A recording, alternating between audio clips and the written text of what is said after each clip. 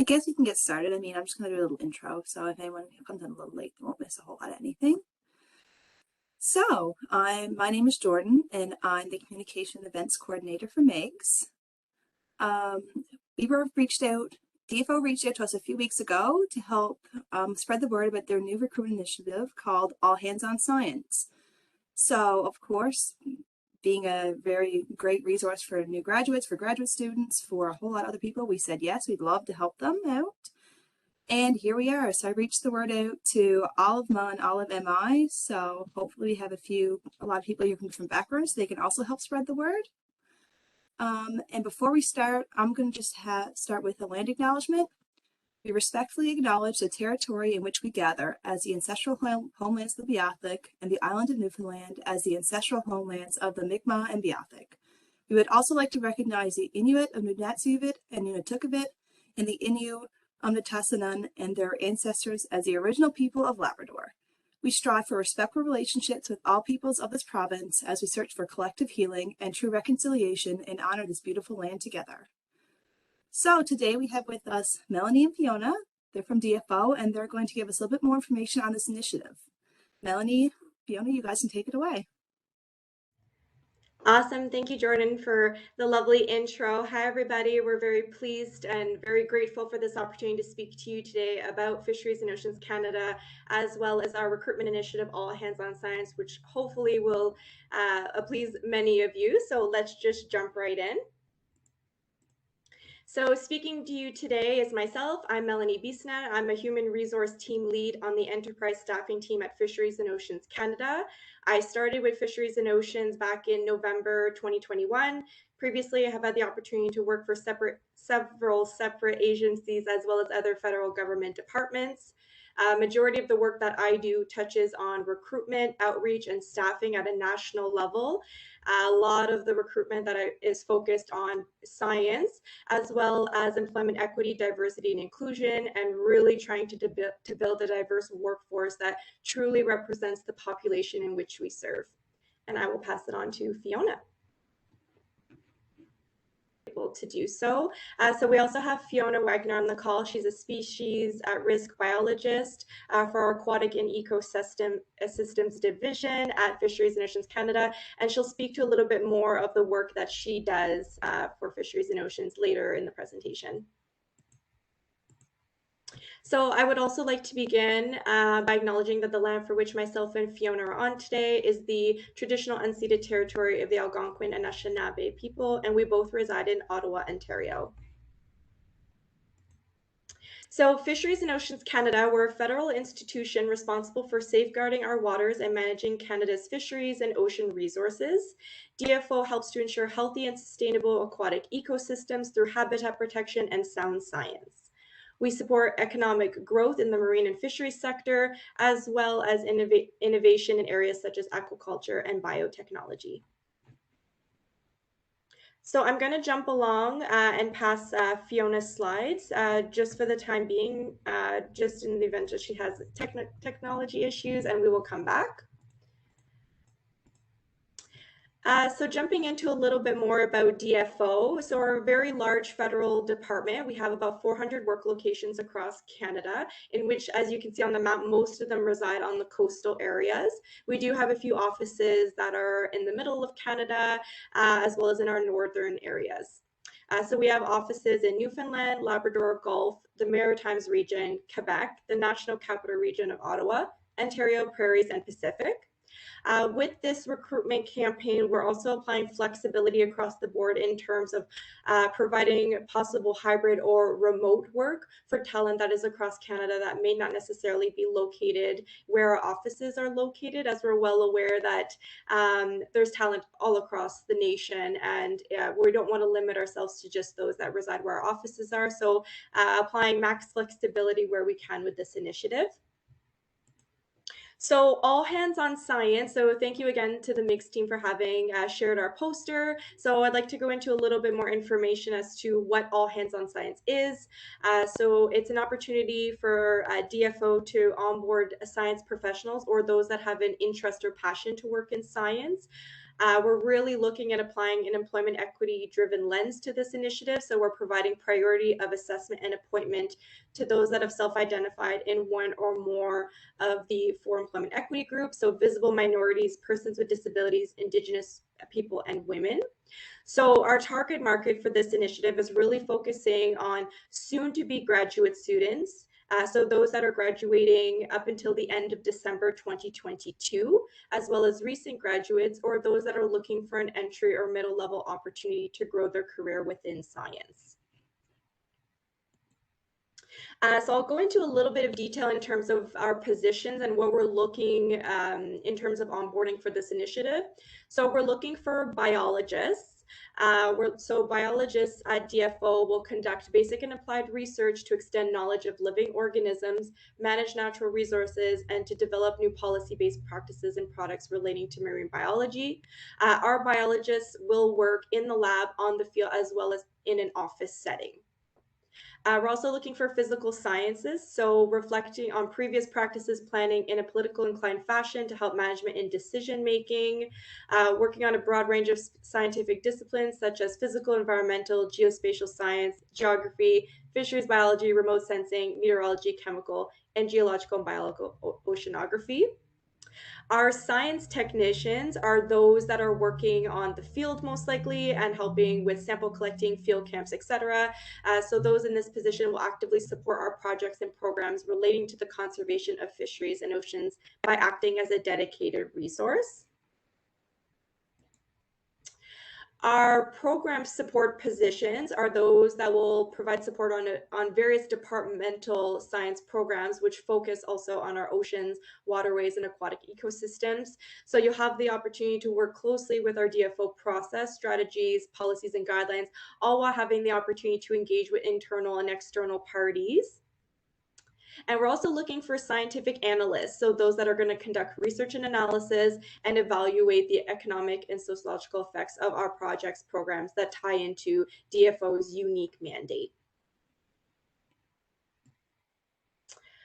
So we'll jump into, I see that Fiona wrote in that she can't hear or see what's being presented.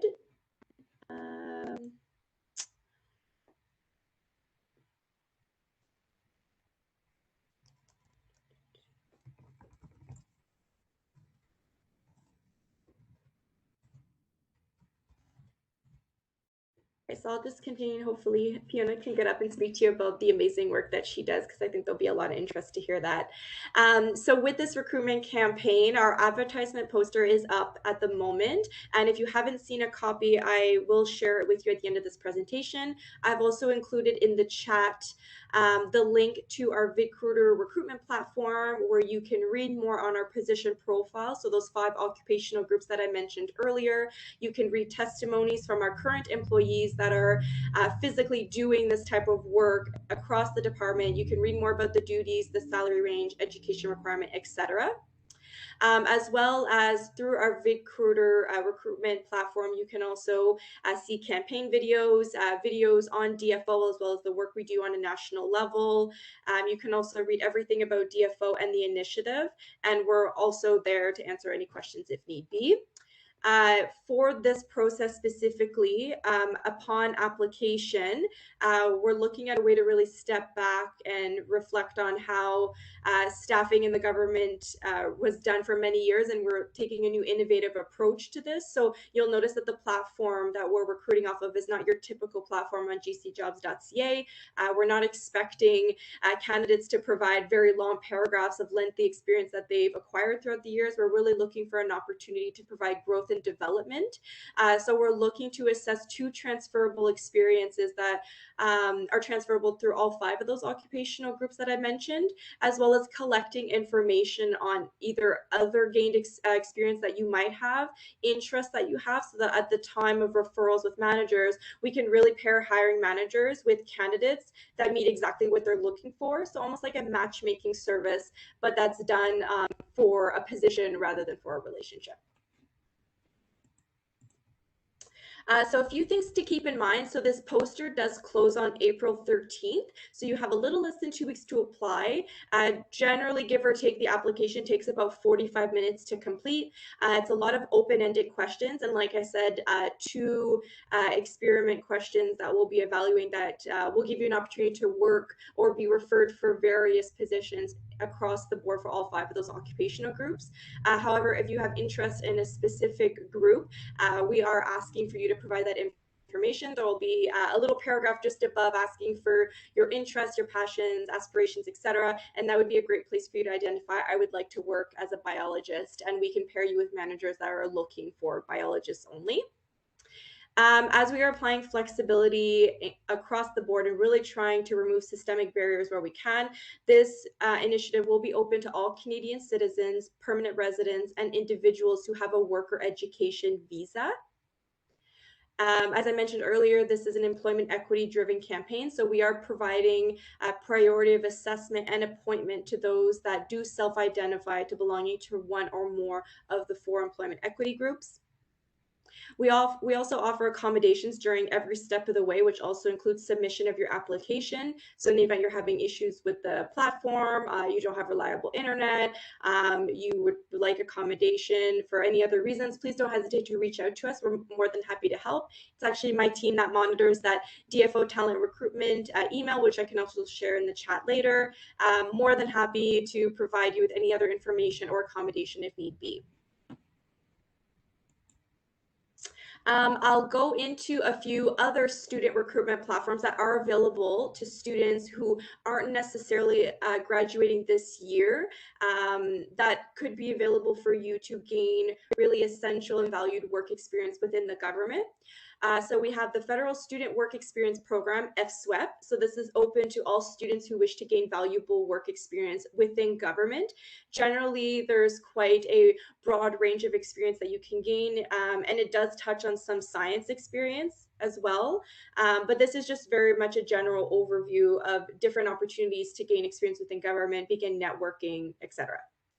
Under that FSWEP program, we also have employment opportunities for students with disabilities as well as Indigenous students. So again, it's a targeted program under FSWEP where you can be considered for FSWEP, but also if you have a hiring manager that is seeking to provide opportunity only to those students that have a disability or Indigenous students, there's more of a filtered approach to that targeting platform. We also have a post-secondary co-op and internship program through the Government of Canada. So it's a really great opportunity for you to kind of kickstart working in a similar type of field into which you're studying. We oftentimes with co-op will pair students with hiring managers where the work and education as well as experience tied into the education is a perfect match. So again, students are looking to come in and to complete a co-op for educational purposes that are tied into their studies, and we're pairing them with a hiring manager that is looking for that exact same type of work to be done. Oftentimes, if the working relationship is good, there's an opportunity for bridging post-graduation into an entry or middle level role. And finally, you may see on jobs.gc.ca research affiliates, so RAP opportunities, and these are specific to research and science-based projects. So a little bit different than co-op. Co-op's more on a broader scope, while a RAP poster is very tailored specific to a specific study or project for a certain department. So a lot more focused and tailored, but a very great opportunity nonetheless if there's interest in that. I have included the link below, so I'm more than happy to share the presentation after, but there is a link to the Public Service Commission website there where you can see and read more about the various opportunities on other student recruitment platforms, and you can also complete an application, submit your CV, and begin being referred to hiring managers in all Government of Canada departments across the nation, while this All Hands on Science Recruitment Initiative is focused just to DFO. And I do see that Fiona is back now, which is great. I'm so happy. So I will go back to her slides at the beginning and she can talk to you about the work that she does in terms of species at risk for DFO. So I will just step back here, and Fiona, feel free to jump in at any time. So my team is part of DFO, where we belong to the aquatic ecosystem sector. And that branches out into the biodiversity management branch where the Species at Risk program exists. And into that, we have, oh, sorry, I'm just getting confused here.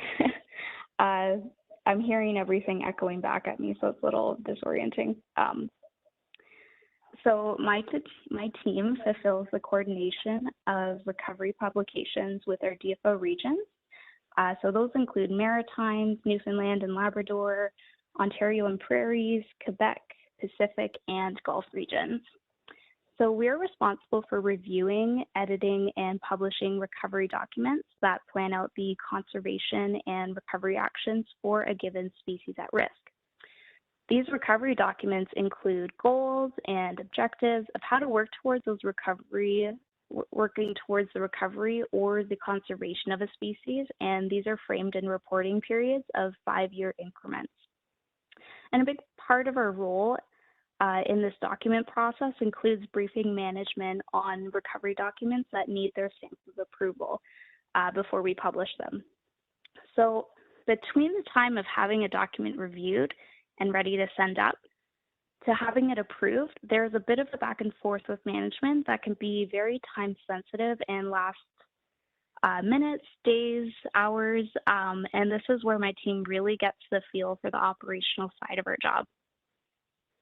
So our more high-profile species tend to elicit even more of a time-sensitive dialogue with management, and we saw that with a couple of our most recent high-profile species, like the resident killer whale, as well as the St. Lawrence Estuary beluga, which I have personally worked on and am currently handling.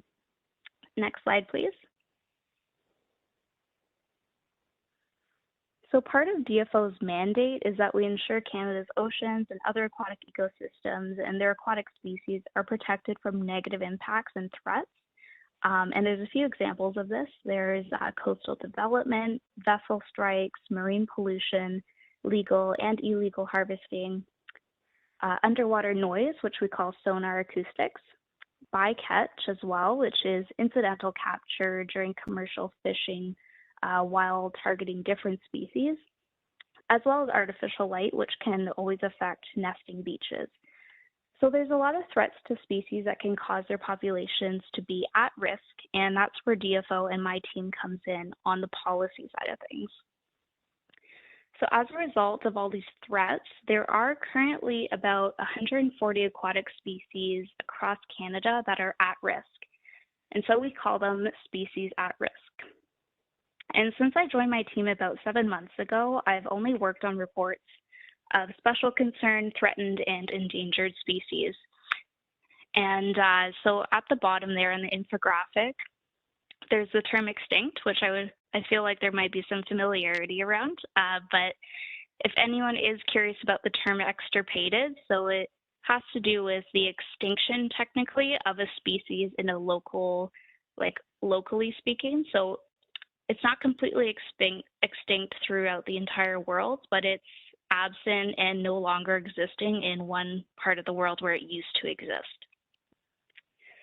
Now, the positive impact that our program makes is it identifies more and more critical habitat for these species at risk over time, and in turn, this increases the protection we as DFO can establish for these aquatic areas. And this work prevents against unlawful damage caused by both humans and human activity, like the ones I already mentioned before, but there's also other ones such as recreational fishing, logging by a stream, marine pollution, spills from vessels, which can be either the transported materials on the ships or just the fuel itself, and construction. As a continual effort our program makes, we take care of long-term monitoring projects and research regularly for perceiving impacts and threats to our species at risk.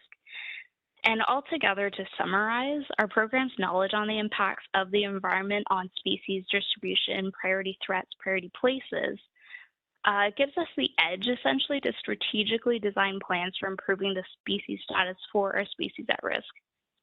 So this would look like changing the species at risk status from endangered to threatened, then special concern, and ideally not at risk in the end.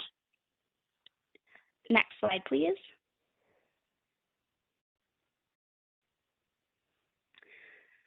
So here are some major projects and activities that I've been involved with since I started at DFO.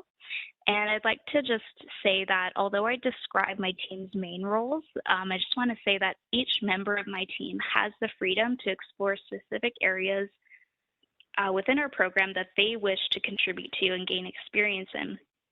So this is a huge reason why I love my job, because it lets me become involved in projects that speak to my own personal interests. And some areas I like focusing on tend to be quality assurance, policy compliance, and honestly learning in school in general. So one of my favorite projects lately has been a capstone project with the University of Ottawa, which is a local university to me, and it's where I'm leading master's students in the environmental sustainability program to perform an evaluation of the critical habitat maps that we publish in our DFO recovery documents.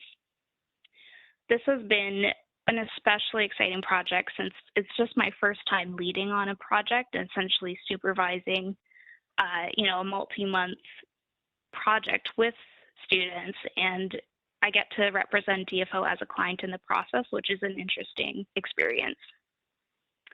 I've also been co-leading on redesigning some of our recovery document templates that all of our regions use and we review in NHQ.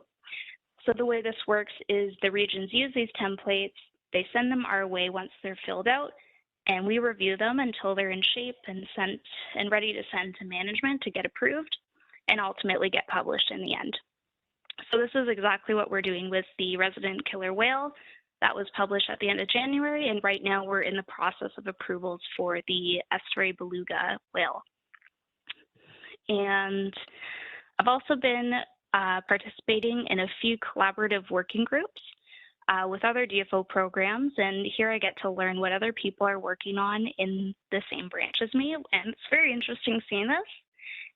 And this and the template project are, for example, really great opportunities to network and to connect with other DFO teams to learn what they do, and it lets me explore my own interests in the process and just to see what other people are doing across Canada in the agency.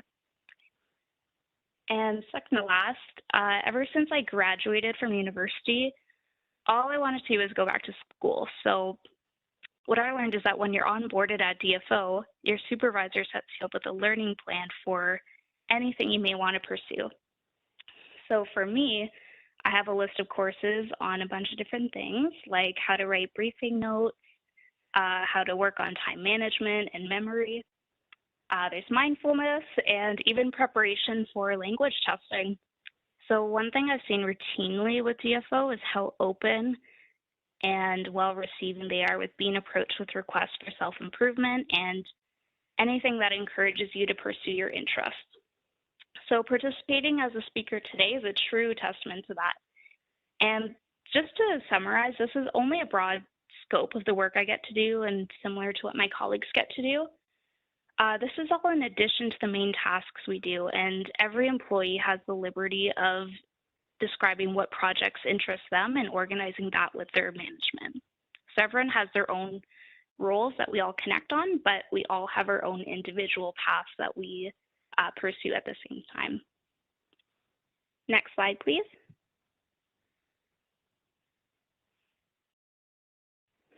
So here is a list of government-led hiring programs and recruitment opportunities that I applied to for how I got to where I am today. And Melanie actually already had a bunch of these up on her slides, so you may be familiar with these names. These are strictly the government-based ones that I could remember, and there were loads of other ones that I tried for, but these were some of the most memorable since they worked to get me the opportunities that I was able to get along the way. Chances are your school has some hiring initiatives as well, just like mine did, and I recommend taking advantage of those.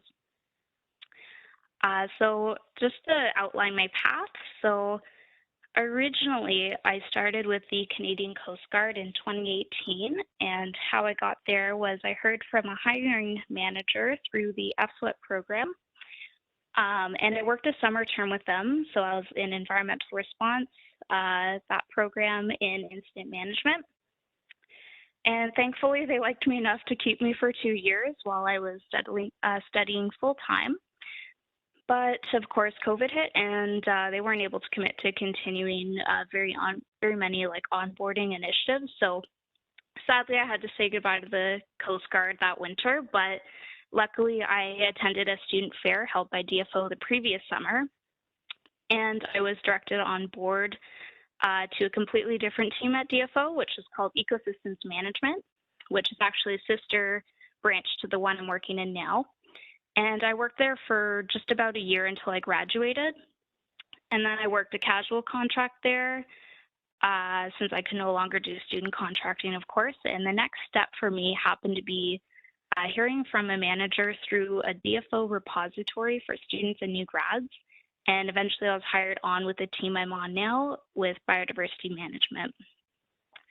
And the reason for all of this is just to say that, you know, had I not heard about this repository, the student hiring fairs, or FSWEP, or these other excellent programs or initiatives like the one Melanie has been advertising today, there is no way I'd be able to find myself in the spot I'm in now in my career. And had I not, you know, actively been putting my name in as many hiring lists as possible, I wouldn't be a species at risk biologist today either.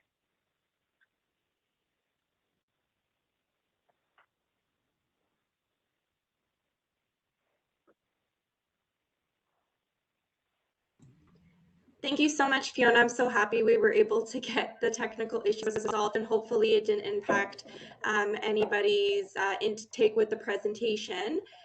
So at this point, we went over Fiona's role with the department, a lot of the really amazing projects and work that she does as a species at risk biologist, as well as the All Hands on Science recruitment campaign. And I guess I'll open up the floor to any questions that you might have that me and Fiona might be able to answer for you.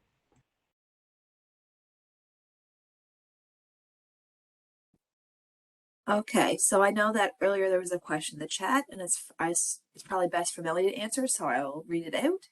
Is this recruitment initiative something punctual, or are you planning to launch it every year? No, that's a very good question. So with the team that I'm on, which is the enterprise staffing team, a lot of what we are doing is hiring at the national level because there's quite a need across the department.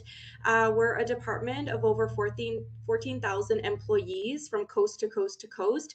And as our department continues to grow, so does the work. So for example, the team that I'm on, which is not touching very much on science, but our team is fairly new. We came into place about 2 years ago, and it was because there was a big need across the department.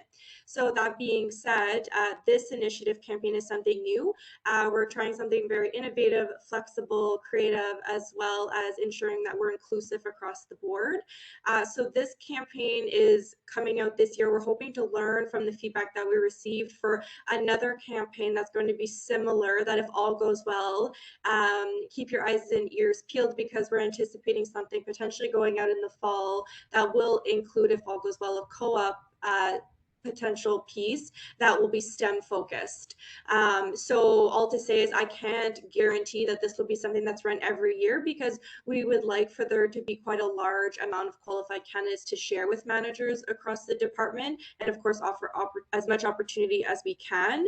But I would say as much as we continue to grow and there's a need, we will continue to launch similar initiatives and more or less pushing the limits on what we're able to do in terms of flexibility with recruitment and staffing within government.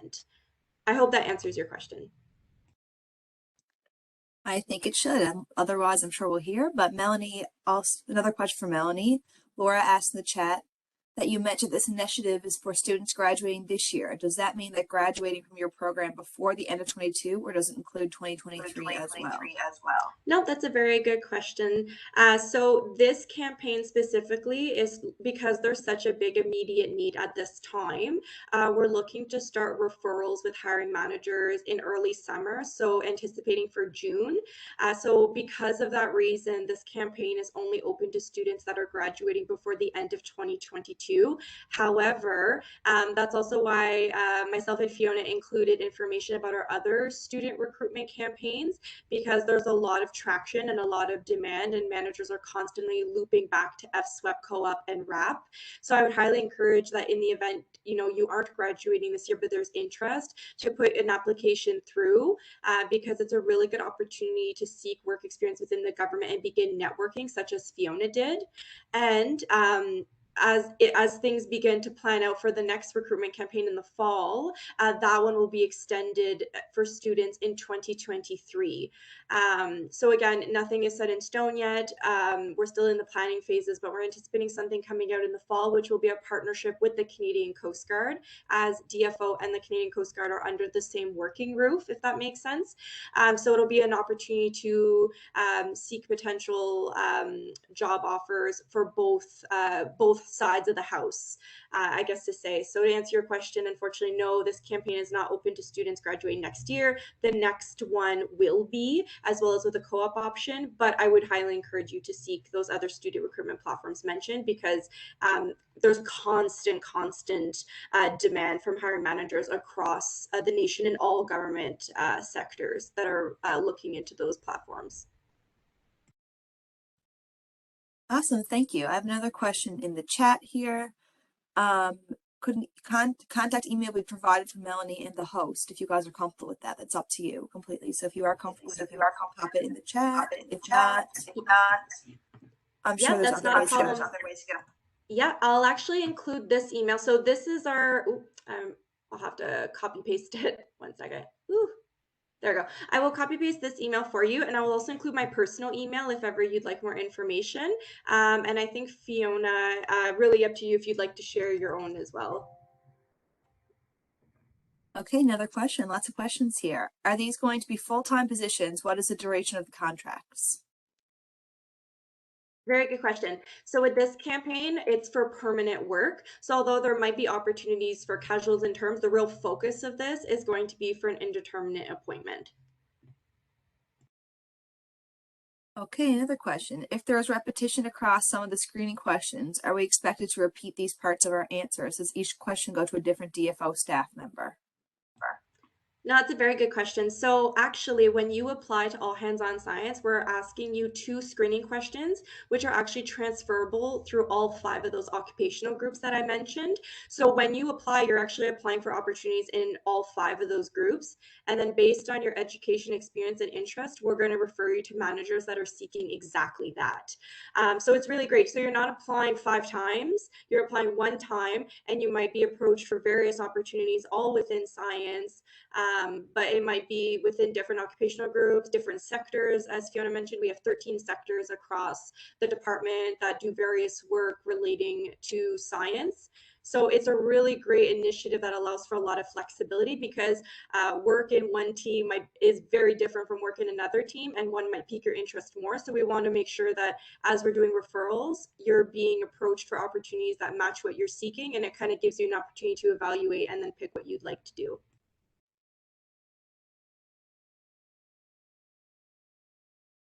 Okay, that same person that asked that question about the last one said, I'm referring to the 53 experience questions. I don't know, maybe if she's talking about in the actual application. Yeah, no, that's good. So that's if you're not going to be screened out if you click no. What we're doing is we're gathering information to then provide to hiring managers in the event that they have very specific scientific needs. So we've heard from both sides where we have some managers that say, I'm looking for a student or somebody that has talent or passion to work for a scientific mandate within government, while other hiring managers have very specific scientific needs. So we're basically collecting that information. So at the time of referrals, we can tell hiring managers, hey, this candidate actually says that they have experience in ABC, and then they can have further discussions with you or potentially evaluate you on those experiences. But in the application itself, we're not evaluating those experiences. We're mainly collecting the information. So again, we can provide more opportunity for you when we go do referrals with hiring managers. So don't be shy to click no. It won't screen you out. It's just more so for us to collect as much data as possible so that we can pair candidates with hiring managers that are seeking the same thing. Melanie, another question for you. I've heard that DFO has long wait times between applying and hearing back, sometimes multiple years. Is this program going to be quicker, or will it be similarly a long processing time? No, so this is actually going to be quicker. So this is a human resource led process. So with this, we have control over the process, and we are basically doing all of the heavy lifting for our hiring managers and expediting the process. So we're actually in the stage of screening applications right now, even though the process is still open and accepting new applications. So we're anticipating with this that all the heavy lifting will be done right off the get-go, and we can start referring hiring managers to candidates end of May, early June, in which at that point, again, as I mentioned, some managers might meet with you, discuss an opportunity, and if you're a good fit, make an appointment, while others, depending on their needs, might have to do further assessments. But we're really trying to step away from the typical way that government does staffing. We're well aware that, you have many opportunities that await for you upon graduation, or if you've already graduated, that are probably being pursued. So that being said, to not waste any time, we're really trying to make sure that this is as quick and efficient as possible so that you can then become in contact with hiring managers as soon as the bulk of the work is done. And in terms of evaluations, in case this is a question that's asked, so once your application is submitted, those that are screened in will be invited to do a behavioral assessment, assessing 5 competencies. And then basically those that have been successful are then going to start to be referred to hiring managers. So it's not a long list of exams or tests or interviews. It's just really us assessing the baseline of what we need at the department for all 5 of those occupational groups, and then putting candidates directly in contact with hiring managers. And then at that point, like I said, it's either going to be a very informal discussion about the opportunity, what you're seeking, etc., and then an appointment's made, or depending on specific needs, other evaluations may be done, but that may or may not happen. Thank you. Another question from Eleanor. If I'm interested in part-time work while I finish my degree, should I still put my name into this pool, or is there a different pool that would be more beneficial? Okay, so with this, if you're still a student, I'd highly encourage again to visit the FSWEP Co-op and RAP because part-time work is something that is available. It really goes around the student's schedule. However, if you're technically a student that's going back in the fall, we can't give you like an indeterminate part-time contract because that's a very gray area. So at that point, we would offer a student contract part-time for the summer or while you're doing your studies. And then there's the opportunity for what we call bridging, which is basically a rollover into a more permanent employment upon graduation. But it gives you the opportunity to come in, get some work experience, do some work, network, make connections. And then usually if the work relationship is good, it's usually a very easy transition after that into a more permanent employment. Thank you, Melanie. So if anyone else has any other questions, you can pop in the chat, or you can unmute yourself so that I'm not doing all the talking if you're comfortable with that. So I'll give a minute to make sure there's no more questions. I did see a question about resume, which is a really great question. And usually the advice I give in terms of an application or resume is that the more detail, the better. Not to say that you have to get into all of the nitty gritty, but I think giving a very focused overview of what you have to offer allows us a lot more of a deeper picture into what you're seeking, your experience in education, etc. And then it gives the hiring managers a really good A to Z as to what you can bring to the table, and then they can focus on what they can offer you and vice versa. So I'd say if you have any additional experiences that you see aren't in the application, please include it in your CV because it's always really good to know. We've also heard from hiring managers that might look at this pool of partially qualified candidates for other opportunities outside of those that were mentioned earlier, which again is a really great opportunity.